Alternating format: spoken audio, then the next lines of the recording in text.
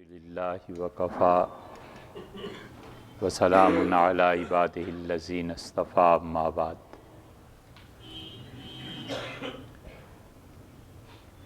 اللہ تعالیٰ نے انسانی زندگی کو جن بندھنوں میں باندھا ہے ان میں ایک وہ اجتماعی تصور ہے جو کسی انسان کے بارے میں قائم کیا جاتا ہے۔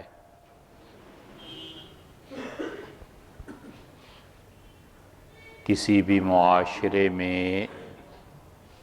انسان کی حیثیت کیا ہے، یہ پہلی بنیاد ہے جس پہ کسی تہذیب کا ارتقاء یا تہذیب شروع ہوتی ہے۔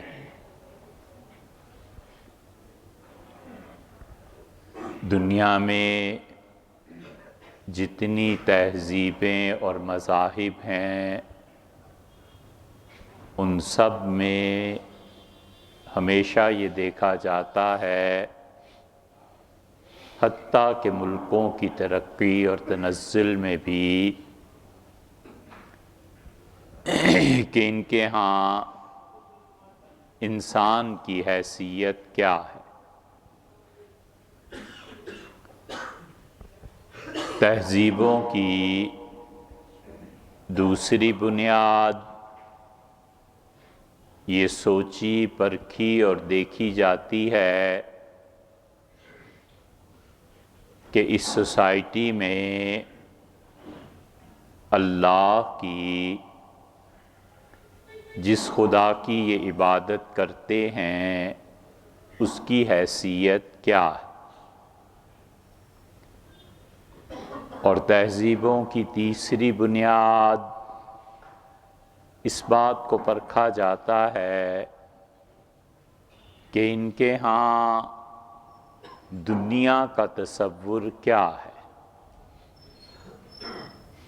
انسان کا وجود جس کی عبادت کرتے ہیں، اس کی تعریف،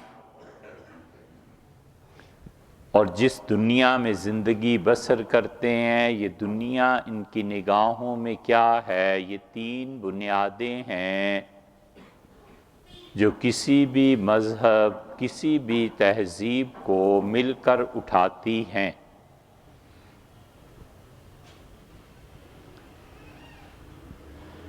اسی لیے انبیاء علیہ السلام نے تہذیبوں کی جو بنیاد رکھی، اور نبوت جس چیز کو تہذیب کی نظر سے دیکھتی ہے، وہ سب سے پہلے انسان کا رتبہ متعین کرتی ہے کہ انسان کیا ہے۔ اور جب وہ دیکھتے ہیں کہ انسان کی ترقی اتنی بھی ہو سکتی ہے کہ وہ عالم بالا تک رسائی حاصل کر سکے،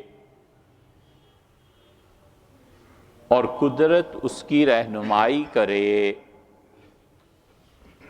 اور دل کا آئینہ صاف ہو،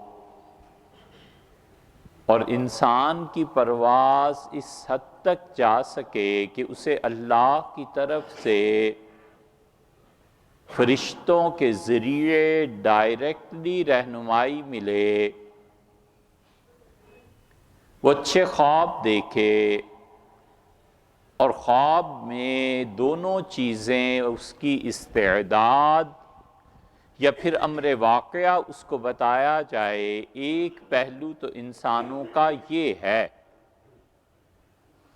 اور انبیاء علیہ السلام انسانوں ہی کو مخاطب کرتے ہیں، انسانوں ہی پر محنت کرتے ہیں، انسانوں ہی کو بشارتیں دیتے ہیں، اور وہی جو نبی کریم صلی اللہ علیہ وسلم پر آتی تھی وہ اللہ کے آخری رسول تھے، اور ان کی رسالت آج بھی اور قیامت تک قائم ہے۔ وہ آج بھی اللہ کے رسول ہیں، اور یہ گمراہ کن عقیدہ کچھ صدیوں تک مسلمانوں میں چلتا رہا کہ موت نے ان کی نبوت کو کینسل کر دیا۔ چنانچہ اس وقت کے بڑے بڑے علماء نے اس نظریے پر کفر کا فتویٰ دیا، اور انہوں نے کہا کہ رسول اللہ صلی اللہ علیہ وسلم اس اعتبار سے تو اللہ کے رسول تھے کہ وہ پچھلے زمانے میں تھے، لیکن اس اعتبار سے کہ وفات نے، موت نے ان کی نبوت کو منسوخ کر دیا اور آئندہ سے وہ خدا کے نبی نہیں رہے، یہ کفر ہے۔ وہ آج بھی خدا کے نبی ہیں، وہ کل بھی خدا کے نبی ہوں گے، اور گزشتہ دور میں تاریخ کے اعتبار سے، سن کے اعتبار سے، سال اور مہینے کے اعتبار سے ایک ہستی تھی جو دنیا میں آئی اور اپنی زندگی گزار کے اللہ کے حضور واپس تشریف لے گئے۔ اس لیے انبیاء علیہ السلام انسانوں کو سب سے پہلے گردانتے ہیں اور پہلی بنیاد وہ رکھتے ہیں اور انسانوں کی اہمیت کو اجاگر کرتے ہیں۔ اسی لیے رسول اللہ صلی اللہ علیہ وسلم نے فرمایا کہ ان کے بعد بھی امت میں ایسے افراد آئیں گے جن کی مدد اللہ کے فرشتوں کے ذریعے کی جائے گی، اور یہ بتایا کہ اللہ کے فرشتے ان سے آ کر باتیں بھی کریں گے۔ چنانچہ حضرت عمر رضی اللہ عنہ کے متعلق آپ نے ارشاد فرمایا کہ پچھلی امتوں میں بھی اللہ کے کچھ بندے ایسے ہوتے تھے غیر نبی جن کی رہنمائی فرشتے کرتے تھے اور ان سے آ کر گفتگو کرتے تھے، اور میری امت میں یہ مقام عمر رضی اللہ عنہ کا ہے کہ اللہ کے فرشتے آئیں گے اور اس سے بات کریں گے۔ چنانچہ حضرت عمر رضی اللہ عنہ کی فراست اور ان کے ملک کے متعلق اور انسانوں کے متعلق جو پالیسیز تھیں اس خلافت دور میں، اس میں فرشتوں کا بڑا حصہ اور وجود اور ان کی تائید تھی، اور اسی لیے رسول اللہ صلی اللہ علیہ وسلم نے انسانوں پر محنت کی، اللہ کی راہ دکھائی، زندگی گزارنے کا طریقہ بتایا، سچ اور جھوٹ میں تمیز سکھائی، کھرے اور کھوٹے کا فرق ظاہر کیا، اور اس پوری دنیا میں جب سے یہ بنی ہے اور تاریخ ریکارڈ پہ ہے، کوئی آدمی ایسا نہیں گزرا نبی کریم صلی اللہ علیہ وسلم کے سوا جس کے اتنے عظیم مقاصدوں اور اتنے کم اسباب اور وسائلوں اور وہ اتنا اثر چھوڑ کر جائے کہ اس کا ایک ایک حکم، ایک ایک فرد جو اس کی زندگی میں بنا ہے وہ پرتاثیر۔ پوری تاریخ انسانی اس کی نظیر لانے سے عاجز ہے کہ کوئی آدمی اتنے بڑے دعوے کے ساتھ اٹھاؤ کہ وہ اللہ کا آخری نبی ہے، کوئی بڑے سے بڑا مفکر اس نے کوئی نظریہ پیش کیا ہو، جتنے نظریات رسول اللہ صلی اللہ علیہ وسلم نے پیش کیے ہیں، اور پھر اتنے کم اسباب اور وسائل، جہاں پیٹ بھر کے کھانے کو نہ ملتا ہو اور اوڑھنے کے لیے کپڑا دستیاب نہ ہو، اور جس کے دوست اور جس کے رفقا اپنی جان پر کھیل جائیں ان نظریات کے لیے، اور پھر جب وہ دنیا سے تشریف لے جائیں تو ایسے نظریے اور ایسی مملکت اور ایسے افکار چھوڑ کر جائیں کہ قیامت تک خدا نے ان میں برکت رکھ دی ہو۔ کوئی آدمی ایسا نہیں ہے جو رسول اللہ صلی اللہ علیہ وسلم کے پاسنگ پہ بھی پہنچے۔ دنیا کی کوئی تحریک اور کوئی مفکر اس سے لگا کھاتا ہی نہیں ہے۔ اس لیے انبیاء علیہ السلام انسانوں پر محنت کرتے ہیں، انسانوں کی عزت، انسانوں کی تکریم، انسان کا باہمی تعلق اور انسانوں کا اللہ کے ساتھ تعلق، ان کی غلطیوں سے درگزر کرنا اور انسانوں میں جو صلاحیت اللہ نے رکھی ہے اس سے صلاحیت کو فائدہ اٹھانا، بس اس کو سکھاتے ہیں۔ کون ایسا شخص تھا حضرت رسالت مآب صلی اللہ علیہ وسلم کے بعد جس کی شخصیت میں کوئی نہ کوئی کمی نہ پائی جاتی؟ یہ موضوع بنانا بھی نہیں چاہیے، اور ان کے رفقا میں اس حیثیت سے اگر کچھ لوگ تھے تو دیکھنا بھی نہیں چاہیے، مگر جو ان میں خیر اور خوبی غالب تھی، جو قربانیاں غالب تھیں، اللہ کے ساتھ تعلق غالب تھا، رسول اللہ صلی اللہ علیہ وسلم نے اس کی قدر کی اور ان کی جو کمزوریاں تھیں ان سے درگزر فرمایا۔ وہ درگزر اس حد تک تھا کہ ان کے سامنے وہ لوگ آتے تھے جو خود اپنے متعلق گواہی دیتے تھے کہ اللہ کے رسول یہ بدکاری ہو گئی، وہ مرد تو درکنار، عورتیں آتی تھیں اور کہتی تھیں اللہ کے رسول یہ حرکت ہو گئی، یہ حرکت ہو گئی، اور رسول اللہ صلی اللہ علیہ وسلم انہیں پلٹاتے رہے، واپس کرتے رہے۔ وہ جانتے تھے کہ انسانی جذبات کے غلبے کی وجہ سے انسان ہر وقت ایسی چیزوں کا مقابلہ نہیں کر سکتا، اعصاب کمزور پڑ جاتے ہیں، بندھن ٹوٹ جاتے ہیں، عفت اور پاکیزگی کا وہ معیار ذرا سا نیچے گر جاتا ہے۔ درگزر فرمایا اور فرمایا اسے چھوڑو اور جو چیزیں ہیں جو صحیح کام ہے وہ کرو۔ کبھی تانا نہیں دیا، کبھی گالی نہیں دی، کبھی ایسے نہیں ہوا کہ کوئی انسان جرم کر کے آیا ہے اور اس جرم پہ ایسی تنبیہ فرمائی ہو کہ مایوس ہو جائے۔ ایک استثناء اس میں ہے اور وہ انسانی اخلاقیات کا۔ اخلاقیات میں اگر کسی نے کوئی جرم کیا ہے تو اسے برداشت نہیں کرتے تھے۔ پوری دنیا میں تمام انقلابات، تمام انسان، حتیٰ کہ نبوت بھی بنیادی طور پہ انسانی اخلاقیات پہ ہے۔ انسانی اخلاقیات سچائی پر مبنی، انسانی اخلاقیات محبت اور نفرت ان دونوں کے غلبے سے بالکل ہٹ کے سوچنا، یہ اساس ہے۔ حضرت رسالت مآب صلی اللہ علیہ وسلم سے ایک آدمی حاضر ہوتا ہے اور اپنے گناہ کا اقرار بار بار کرتا ہے، حتیٰ کہ اس نے آخری فقرہ کہا اور اسے کہا اللہ کے رسول ایک بدکاری کے علاوہ جو کچھ ہو سکتا تھا مجھ سے میں کر گزرا، مجھے پاک کر دیجئے۔ فرمایا جاؤ اٹھو نماز پڑھو،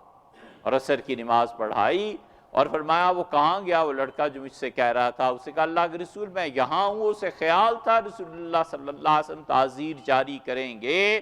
اتنا پاک معاشرہ نبی کریم صلی اللہ علیہ وسلم نے بنا ہوا تھا۔ آپ نے فرمایا اما صلیت معنا، نماز نہیں پڑھی ہمارے ساتھ؟ اس نے کہا اللہ کے رسول نمازی میں ہوں، پڑھی ہے۔ آپ نے کہا بس چپ کر جاؤ، خبردار لوٹ جاؤ، ختم ہو گیا معاملہ، اللہ نے معاف کر دیا۔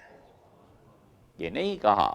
ایسے گناہگار ایسے، اور اس کے برعکس کسی انسان میں جھوٹ پتا چل گیا، کسی انسان میں یہ پتا چل گیا کہ متکبر ہے، اس کبر سے، اس غصے سے رسول اللہ صلی اللہ علیہ وسلم اتنی نفرت سکھاتے تھے کہ سیدنا ابو بکر رضی اللہ عنہ جیسے آدمی کو شبہ ہونے لگا کہ ان میں بھی کبر۔ آکے عرض کیا کہ اللہ کے رسول میری حالت یہ ہے اور میں سمجھتا ہوں کہ میں مغرور ہو گیا ہوں۔ رسول اللہ صلی اللہ علیہ وسلم نے ابو بکر یہ بات نہیں،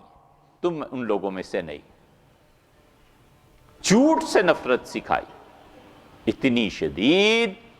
کہ جیسے عائشہ رضی اللہ عنہ کہتی ہیں رسول اللہ صلی اللہ علیہ وسلم کو کسی کے متعلق یہ شبہ بھی ہو جاتا تھا نا کہ یہ مجھ سے جھوٹ بول رہا ہے، دھوکہ دینے کی کوشش کر رہا ہے، وجد فی نفسہ شیئا، اپنے قلب مبارک میں، دل میں برابر اس انسان کے متعلق کچھ نہ کچھ کھٹک ہوتی تھی، برابر تردد پاتے تھے، اخلاقیات پہ تعمیر ہوتی تھی قوم میں، اور اخلاقیات ہی کی بنیاد پہ جنگیں بھی تھیں۔ جتنا معاشی نظام ہے، اکنامکس اور نوبل پرائزز اور یہ سب کی سب چیزیں جو دنیا میں نظر آتی ہیں، فیصل ایوارڈ اور قیمتوں کا اتار اور چڑھاؤ، غربت اور امارت، یہ سب کا سب منسلک ہے انسانی اخلاقیات سے۔ جس سوسائٹی میں لوگ جھوٹ نہیں بولتے، وہ سچ کی برکات پاتے ہیں، وہاں ریٹ بھی نہیں چڑھتا، وہاں یہ چیزیں بھی نہیں ہوتی، اور جہاں جہاں لوگ خود گمراہی کے راستے اختیار کرتے ہیں، جھوٹ بولتے ہیں، دغا دیتے ہیں، فریب کرتے ہیں، کبر کا یہ حال ہے کہ وہ اپنی رائے کے خلاف سننا گوارا نہیں کرتے، اور جو 20 سال محنت کر کے بھی اپنے غصے پہ قابو نہیں پا سکتے، ایسے درندوں کے ماحول میں کیسے کوئی تصور کر سکتا ہے کہ اللہ کی طرف سے رحمتیں اور برکتیں نازل؟ کبھی نہیں ہوا کرتا۔ لوگ جب تک اپنے اخلاقیات کو درست نہیں کرتے، وہ کسی زمرے میں شمار ہی نہیں ہوتے۔ ایک طرف انسان ہیں، ایک طرف جانور ہیں، یہ ظلم کرتا ہے انسان اور جاتا ہے، اور شیر کو کہتا ہے کہ جس طرح تمہارا غصہ اندھا ہے، میرا بھی غصہ اندھا ہے، مجھے غصہ آتا ہے، میں 3 طلاق سے کم بات ہی نہیں کرتا، مجھے غصہ آتا ہے، میں کسی چھوٹے بڑے کی تمیز ہی نہیں جانتا، مجھے جب غصہ آتا ہے میں برتن اٹھا کے مارتا ہوں، ایک جان جو میرے قبضے میں آئی ہے غصہ آتا ہے، اور بیوی کو بے دریغ پٹائی کرتا ہوں۔ شیر کہتا ہے کہ یہ کرتوت تو میں نے بھی کبھی نہیں کیے جو تم کرتے ہو، تم ہم سے بھی بڑھ گئے ہو، تم جانور بھی نہیں، ان سے بھی بدتر ہو، نکلو ہمارے گھروں سے۔ یہی شخص انسانوں کی طرف آتا ہے اور کہتا ہے مجھے دیکھو، انسان جو صحیح معنی میں ہوتے ہیں وہ کہتے ہیں بھیا تم کچھ اور ہی چیز ہو، انسان نہیں ہو، ہم سے بھی نکلو، یہ جانوروں سے بھی بدتر ہے، اور انسان بھی اسے اپنے اندر شمار نہیں کرتے۔ یہ کیا چیز ہے؟ یہ انسانی اخلاقیات۔ اسی لیے رسول اللہ صلی اللہ علیہ وسلم نے لعنت فرمائی، بہت شدید الفاظ ارشاد فرمائے۔ آپ نے کہا بدترین شوہر ہیں جن کو اپنی بیویوں کو مارتے ہیں اور راتوں کو اپنی خواہشات پوری کرنے انہی کے پاس چلے جاتے ہیں۔ اور اسی لیے فرمایا تم میں سے بہترین گھر وہ ہے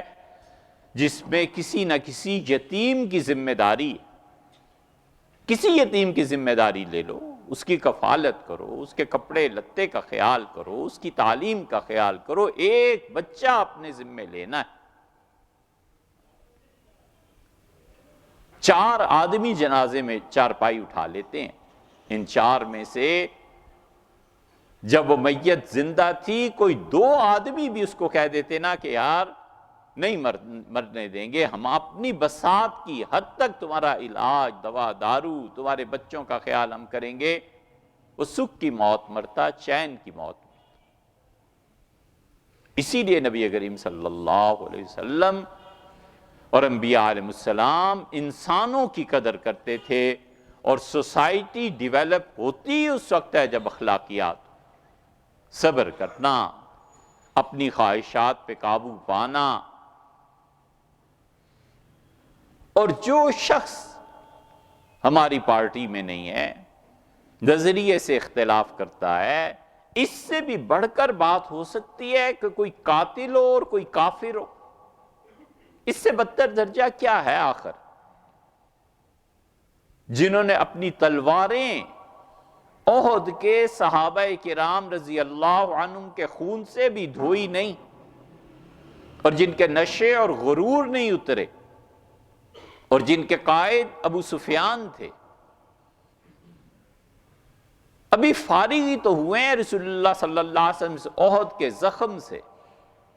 اور خندق میں پھر وہ آئے اور انہوں نے سب کچھ کیا۔ احد اور خندق میں فاصلے کتنا تھا، اور کوئی جا رہا ہے عمرہ کرنے، نبی کریم صلی اللہ علیہ وسلم جانتے ہیں کہ ابو سفیان کی کیا حرکتیں ہیں، اس نے ذات اقدس کو نقصان پہنچایا، پتھر مارے،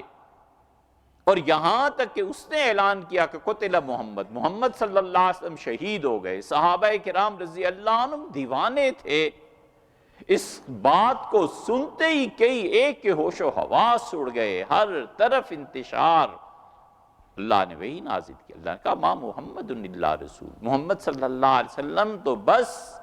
نرے رسول ہیں، خالص خدا کے پیغمبر ہیں۔ افَإِن مَاتَوْا قُتِلَ، اگر یہ شہید ہو جائیں، اگر ان کا انتقال ہو جائے، تو کیا تم خدا کے دین کو چھوڑ کر کفر کی طرف چلے جاؤ گے؟ اور تم میں سے اگر کوئی آدمی کفر اختیار کرے گا،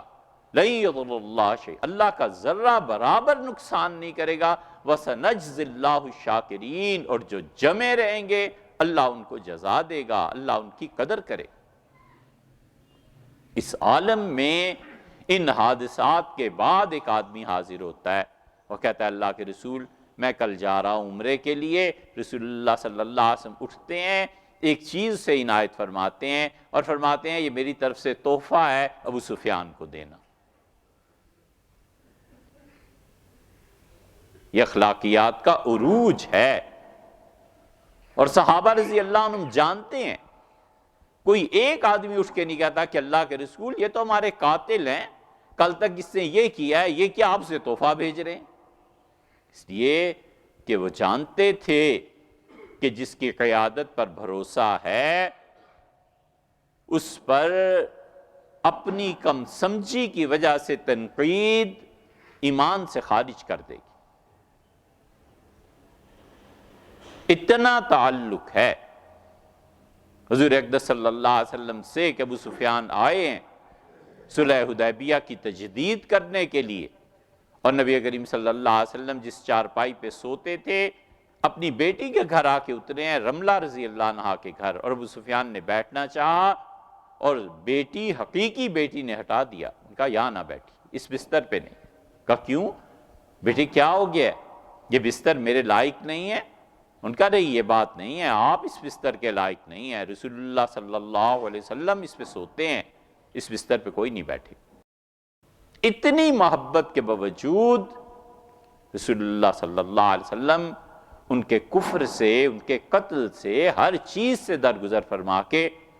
فتح مکہ کے موقع پہ عباس رضی اللہ عنہ نے کہا کہ اللہ کے رسول یہ ابو سفیان جو ہے نا یہ ذرا چاہتا ہے کہ اس کا نام بلند رہے، تو آپ ذرا اس کی مہربانی کریں، اس کے ساتھ کچھ ایسا کر دیں۔ رسول اللہ صلی اللہ علیہ وسلم من دخل دار ابی سفیان فهو آمن، ان لوگوں جو ابو سفیان کی حویلی میں چلا گیا ہم نے اسے پناہ دی، یہ عزت بخشی ہے۔ اسی لیے ابو سفیان کہتے تھے ادخل اللہ علی الاسلام وانا کارہ، اللہ نے اسلام مجھ پر ٹھونس دیا، میرا دل نہیں چاہتا تھا اس دین کو ماننے کو، اور جس دن یرموک میں ان کی آنکھ پہ تیر لگا اور وہ لوٹے واپس مدینہ منورہ ایک آنکھ کے ساتھ، حضرت عمر رضی اللہ عنہ بہت خوش ہوئے، انہوں نے فرمایا الان حسن اسلام، اب ابو سفیان تمہارا اسلام ٹھیک ہو گیا ہے، قربانی دی ہے نا ایک آنکھ کی، فرمایا اب ٹھیک ہے، اب ہم مانتے ہیں۔ اس لیے یہ دشمنوں کے ساتھ رویہ تھا، ہمارا رویہ ایک ایک فکرے پہ بدلتا ہے، کوئی دوستی کا لحاظ نہیں، کوئی 4 دن بیٹھ کے اکٹھے کھایا ہے اس کی فکر نہیں، 2 وقت بات کی ہے اس کی فکر نہیں، کبھی مشکل وقت میں یہ دوست میرے کام آیا ہے اس کی حیا نہیں۔ سوسائٹی انسانوں سے بنتی ہے، یہ بعد کی تفریق ہے کہ یہ انسان کافر ہے کہ مسلمان ہے، بنیادی اخلاقیات ہر ایک کے ساتھ صحیح ہیں۔ یہ ہے انسان کا تصور، دنیا میں ہمیشہ دیکھا جاتا ہے کہ ان کی سوسائٹی میں انسان کا تصور کیا ہے، جس کی عبادت کرتے ہیں اس کا تصور کیا ہے، اور تیسری چیز یہ دیکھی جاتی ہے کہ جس کو یہ دنیا کہتے ہیں ان کے یہاں دنیا کا تصور کیا ہے، پھر جا کر کہیں تہذیب، اس کے ارتقاء اور اس کی نشو و نما ہو۔